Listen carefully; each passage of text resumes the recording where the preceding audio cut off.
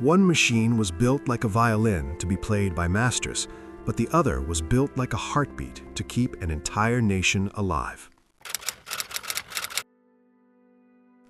In the winter of 1943 at Recklin, Germany, the air inside a Luftwaffe hangar smelled of oil and unshakable arrogance.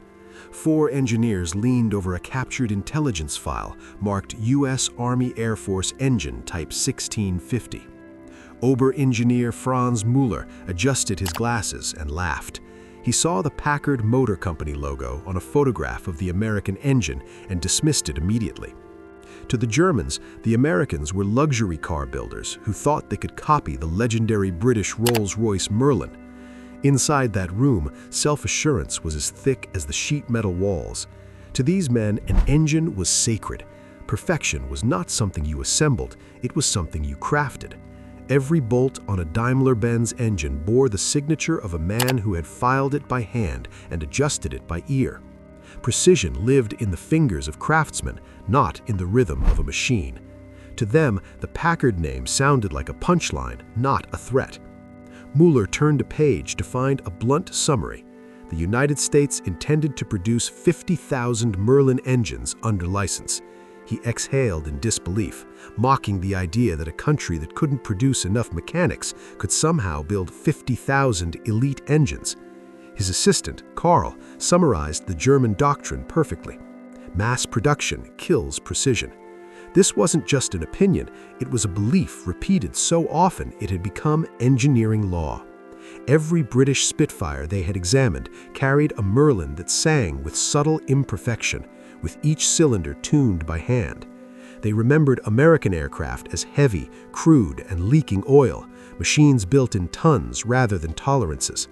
Müller tapped the report with his pencil, declaring that this is what happens when you let accountants build engines. The room erupted in laughter, convinced that the Americans would ruin the British design by trying to convert millimeters to inches and destroying the delicate clearances required for such a high-performance machine. Müller wrote a final mocking note in his logbook: copy equals inferior by design. What Müller didn't know was that across the Atlantic, in a massive brick factory beside the Detroit River, those so-called toys were already running identically and endlessly. He couldn't imagine an assembly line capable of harmony. In Germany, perfection was art. In America, perfection was arithmetic.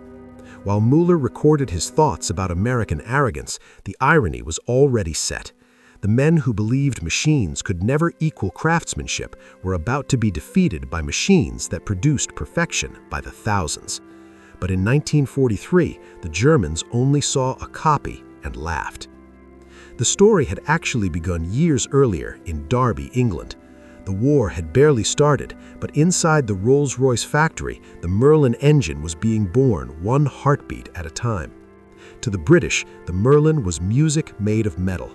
A craftsman named Harold Watkins, who had been with the company since the 30s, worked over crankcases with fingers calloused from a lifetime of filing. Every stroke was a conversation between man and material. The Merlin was not designed for mass production, it was designed for immortality. Each engine consumed more than 1,000 man-hours.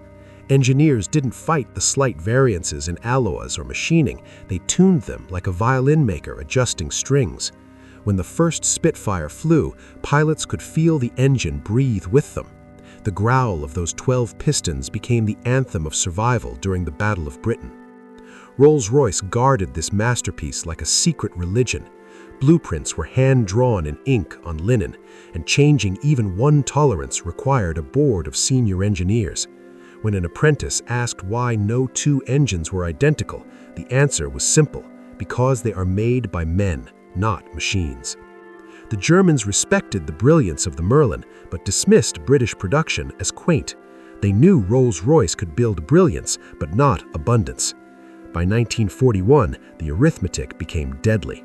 British fighter output barely kept pace with losses, and every engine was precious. In Derby, mechanics would weep when a damaged Merlin returned, touching the scorched metal like mourners at a funeral. The devotion to the engine was its greatest strength, but also its curse. Poetry could not fill the skies fast enough. When American observers toured the factory, they saw genius trapped in amber. They saw hand-fitted valves and custom-ground cams that meant no two engines could swap parts. One Packard engineer asked how they expected to win a war building engines like violins. The British foreman replied that it was because their engines played the right tune. By 1942, desperation forced the British to hand the blueprints to America. Many workers in Derby felt insulted, believing Americans made cars, not engines fit for heaven. They feared the Americans would drown the design in oil and ruin it. However, the United States had factories larger than English towns. The only question was speed could coexist with soul. In the summer of 1942, 21,000 blueprints, fragments of British genius, crossed the ocean to Detroit. In Detroit, the Packard factory ran 24 hours a day. The company had transitioned from luxury automobiles to the heart of a mechanical army. The blueprints from Derby arrived as a riddle written in a foreign language, fractions, decimals, and strange symbols known only to the original draftsman. Packard's lead engineer, Jesse Vincent, realized that if they built it the British way, they would only produce one engine a month. They needed one every hour. This was a philosophical challenge. Where Rolls-Royce believed in perfection through craftsmanship, Packard believed in perfection through process. They redrew every single blueprint from scratch, translating artistry into mathematics. They standardized every thread and fitting so that every part could fit every engine. They built jigs and calibration tools to ensure human error vanished. The experiment was to build genius by assembly line. Rows of women in coveralls worked under mercury lamps, each specializing in a single operation timed to the second. There was no silence and no delay. It was an orchestra made of steel. The engines were born from precision tools, identical and interchangeable. British advisors still doubted it, certain the Americans would build fast but build wrong. Jesse Vincent insisted they were building a new kind of perfection that anyone, anywhere could repeat. Packard introduced quality control procedures that didn't exist in Britain. Every part passed through 3 inspections, and workers were trained to trust instruments over instinct. In Derby, this was heresy.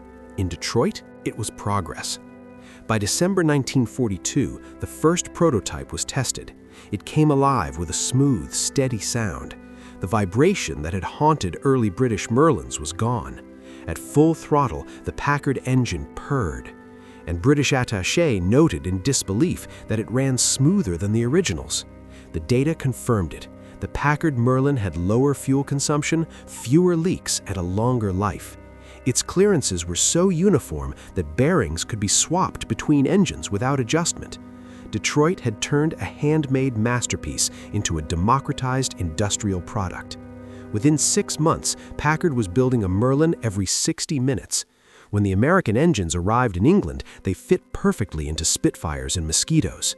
Pilots reported the same thrust, but fewer failures. The parts bore American markings, but they were flawless. The real alchemy happened when the Packard Merlin was mounted on the P-51 Mustang. With the Merlin's high-altitude supercharger, the Mustang outran and outclimbed everything Germany had. In a major test of endurance, Packard pushed an engine to 3,000 revolutions per minute for 150 consecutive hours, a trial Rolls-Royce had never dared. The engine survived with no defects, proving that mass-produced art was a reality.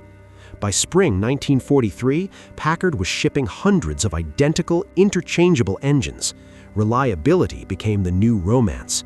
On April 30, 1943, test pilot Bob Chilton realized the war had changed as the Mustang leaped into the air. One machine was built like a violin to be played by masters, but the other was built like a heartbeat to keep an entire nation alive. In the winter of 1943 at Recklin, Germany, the air inside a Luftwaffe hangar smelled of oil and unshakable arrogance. 4 engineers leaned over a captured intelligence file marked U.S. Army Air Force Engine Type 1650. Ober-engineer Franz Müller adjusted his glasses and laughed. He saw the Packard Motor Company logo on a photograph of the American engine and dismissed it immediately. To the Germans, the Americans were luxury car builders who thought they could copy the legendary British Rolls-Royce Merlin. Inside that room, self-assurance was as thick as the sheet metal walls. To these men, an engine was sacred. Perfection was not something you assembled, it was something you crafted. Every bolt on a Daimler-Benz engine bore the signature of a man who had filed it by hand and adjusted it by ear. Precision lived in the fingers of craftsmen, not in the rhythm of a machine. To them, the Packard name sounded like a punchline, not a threat. Mueller turned a page to find a blunt summary. The United States intended to produce 50,000 Merlin engines under license. He exhaled in disbelief, mocking the idea that a country that couldn't produce enough mechanics could somehow build 50,000 elite engines.